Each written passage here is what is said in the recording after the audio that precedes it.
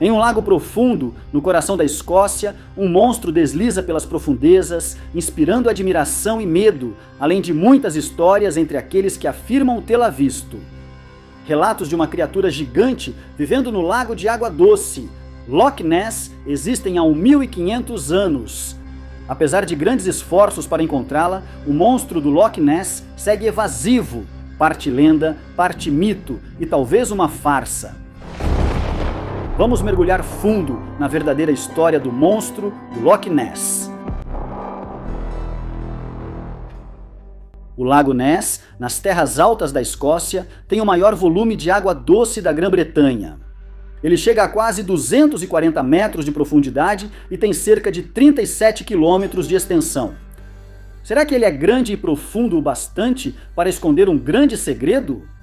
Pesquisadores do monstro do Lago Ness acreditam que sim e identificaram cerca de uma dúzia de menções a Nessie, apelido carinhoso da suposta criatura na história da Escócia. A referência mais antiga data de cerca de 500 depois de Cristo, quando os Pictos, antigo povo celta, esculpiram a imagem de uma estranha criatura aquática em pedras erguidas perto da margem do Lago Ness. A menção escrita mais antiga a um monstro no Lago Ness está em uma biografia do século VII de São Columba, missionário irlandês que levou o cristianismo à Escócia. Em 565 d.C., segundo seu biógrafo, São Columba viajava para visitar o rei dos Pictos do norte, perto de Inverness, quando parou no Lago Ness para enfrentar uma criatura que matava pessoas no local. Conta-se que São Columba viu uma criatura prestes a atacar um homem. Então invocou o nome de Deus e ordenou que a criatura voltasse imediatamente. O monstro do lago recuou para sua toca aquática e, segundo relatos, nunca mais foi visto ferindo outro homem. O primeiro avistamento moderno do monstro do Lago Ness foi em 1933, após a construção de uma nova estrada na margem do lago. Esse novo caminho deu aos motoristas uma visão clara do lago pela primeira vez.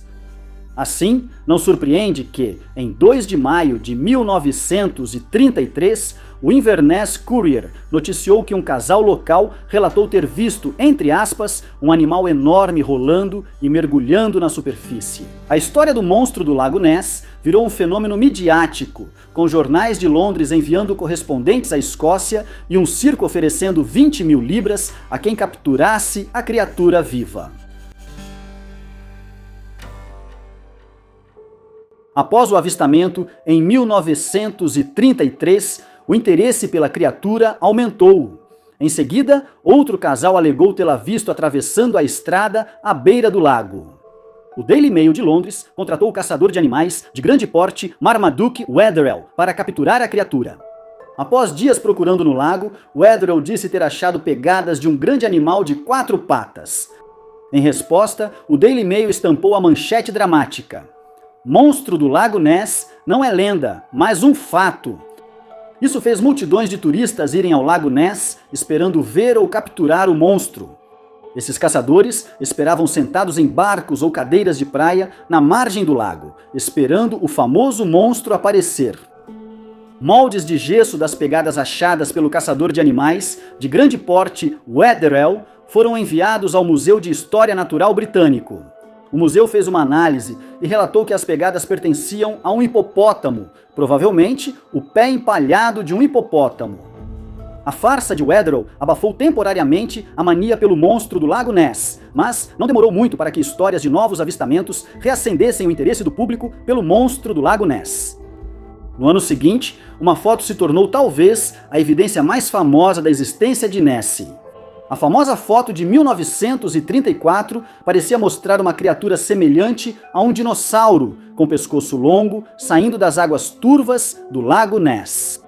A imagem ficou conhecida como fotografia do cirurgião, em referência ao Coronel Wilson, médico que a ofereceu ao jornal Daily Mail, mas se recusou a associar seu nome a ela. A publicação dessa foto originou a teoria, ainda popular, de que Nessie seria a última sobrevivente do extinto plesiosauro, um dinossauro aquático que teria desaparecido há cerca de 65 milhões de anos. como uma ou mais dessas criaturas antigas poderiam ter sobrevivido? Para quem acredita no monstro do Lago Ness, a resposta veio da história geográfica, pois se sabe que o Lago Ness ficou totalmente congelado nas eras glaciais mais recentes. Mas, para comprovar que Nessie era realmente um plesiosauro, ainda seria preciso explicar como a criatura subiu o rio Ness desde o oceano nos últimos 10 mil anos. Também seria necessário explicar como um plesiosauro, supostamente de sangue frio, poderia sobreviver nas águas frias do Lago Ness. Existe outra teoria popular que não segue a narrativa de Nessie como um plesiosauro. Essa teoria propõe que o monstro do Lago Ness é uma criatura de sangue quente, especificamente um arqueoceto, uma antiga forma de baleia com pescoço serpentino que se acredita estar extinta há 18 milhões de anos. Outros dizem que o que era visto no Lago Ness eram seixes, oscilações na água provocadas pela entrada de água fria do rio no lago mais quente. Explicações racionais raramente têm espaço na imaginação do público. Por que pensar que o visto no Lago Ness era só uma perturbação na água, se você pode acreditar que era algo extraordinário? Por exemplo, alguns acreditam que o mágico e ocultista Aleister Crowley criou sem querer o monstro no início dos anos 1900 ao tentar invocar espíritos malignos em sua casa às margens do Lago Ness. No século XX, ciência e tecnologia, não a espiritualidade, esclareceriam e também confundiriam a verdade sobre o que pode estar nas águas do Lago Ness. Avanços na tecnologia de câmeras impulsionaram a busca do autoproclamado caçador de Nessie, Tim Dinsdale, para capturar a criatura em filme, enquanto ele realizou 56 missões entre os anos de 1960 e 1987.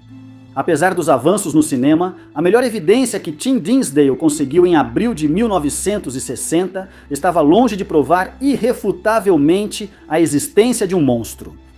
O curta, filmado com uma câmera de 16mm em preto e branco, mostrava um objeto misterioso no Lago Ness. O que se vê nessas imagens granuladas depende do que você quer acreditar.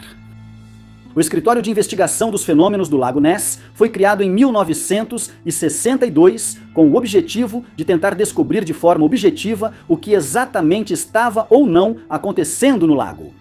Expedições foram organizadas e lideradas pelo deputado conservador David James, focando principalmente em observações da superfície. Isso era feito com câmeras de 35mm, com lentes teleobjetivas montadas em plataformas fixas e, às vezes, em veículos que circulavam ao redor do lago. Mas mesmo com esses recursos, o grupo não conseguiu resolver o mistério do monstro do Lago Ness e se desfez em 1972.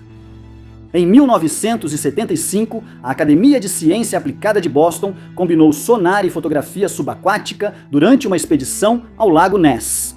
Após aprimoramentos, a foto parecia mostrar a nadadeira gigante de uma criatura tipo plesiosauro. Mesmo com expedições de sonar nas décadas de 1980 e 1990, trazendo descobertas provocativas, a questão do Lago Ness seguiu sem solução. Então, em 1994, parte da lenda de Nessie foi esclarecida. A famosa foto de 1934 da criatura, tirada pelo médico Coronel Wilson, que nunca quis crédito, foi declarada falsa por um co-conspirador em confissão no leito de morte. Após a morte de Maurice Chambers, em 1994, documentos pessoais revelaram que a foto era uma farsa criada por ele e conspiradores. O Coronel Wilson era só o rosto do grupo, pois seu cargo de médico supostamente dava credibilidade à foto apresentada ao Daily Mail. Segundo Maurice Chambers, em sua confissão no leito de morte, a foto foi tirada por Marmaduke Wetherell, o caçador contratado pelo Daily Mail no ano anterior para encontrar o monstro, e após forjar um avistamento, acabou humilhado publicamente pelo jornal. Foi então que, supostamente, ele elaborou todo esse plano complexo para se vingar do jornal. Esse plano de vingança foi corroborado por Chris Sperling, genro de Marmaduke Wetherell. Sperling afirma ter usado um submarino de brinquedo da Woolworth com cabeça de madeira para criar a criatura da famosa foto. O fato da famosa foto provavelmente ser uma farsa pouco afetou a lenda do monstro do Lago Ness, se é que afetou. Isso se deve, em parte, ao fato de que, quando a foto do cirurgião foi desmascarada, Nessie já tinha marcado a cultura pop. Na verdade, o primeiro momento de fama de Nessie, em 1933, provavelmente se deve ao impacto cultural de outro monstro gigante abertamente fictício. O ano do primeiro avistamento moderno de Nessie coincidiu com o lançamento do filme King Kong. Uma das cenas mais memoráveis do filme envolve um gorila gigante lutando com dinossauros. King Kong foi um fenômeno mundial, e é provável que as pessoas da época estivessem com dinossauros na cabeça e buscassem formas de trazer feras pré-históricas à vida. Nessie mais tarde se tornaria o tema de, ou pelo menos seria mencionada em, vários filmes diferentes ao longo dos anos. O primeiro a tratar da criatura foi O Segredo do Lago, de 1934, apenas um ano após o primeiro avistamento moderno. O filme inglês utilizou uma iguana como substituta para o monstro gigante do lago. Apesar da aparência de Nessie neste filme ser involuntariamente engraçada, várias representações ou referências posteriores no cinema foram claramente cômicas.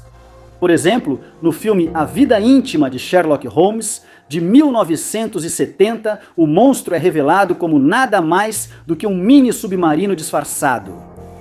Ou em Os Caça-Fantasmas, de 1984, quando o monstro do Lago Ness é citado entre várias coisas em que Janine pergunta a Winston se ele acredita nelas, para saber se ele está em seu juízo perfeito. Uma das melhores aparições de Nessie no cinema foi no filme de 1996 com Ted Danson, chamado Loch Ness. A criatura é tratada com dignidade em uma história sobre um cientista americano, vivido por Ted Danson, que tenta refutar a existência da criatura. O filme termina com o personagem de Ted Danson refutando suas próprias evidências ao perceber que o monstro deve ser deixado em paz para sobreviver. Talvez a melhor representação do monstro do Lago Ness ainda seja o filme familiar Meu Monstro de Estimação, de 2007. Baseado no romance de Dick King Smith, o filme mostra um jovem garoto descobrindo um ovo que pertence à lendária criatura celta e depois cuidando do filhote de monstro do lago que nasce.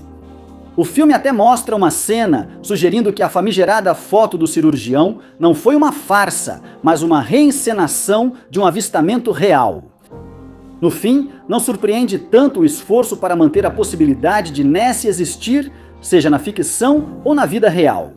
Se a persistência da lenda do monstro do Lago Ness nos ensinou algo, é que as pessoas querem acreditar. Alguém poderia, de forma cínica, destacar que o mito do monstro do Lago Ness atrai milhões à região anualmente, gerando cerca de 25 milhões de libras para a economia local. Mas talvez isso vá um pouco além disso. Talvez o monstro do Lago Ness, real ou imaginário, seja um testemunho da nossa necessidade de acreditar que existe mais no mundo do que aquilo que está na superfície.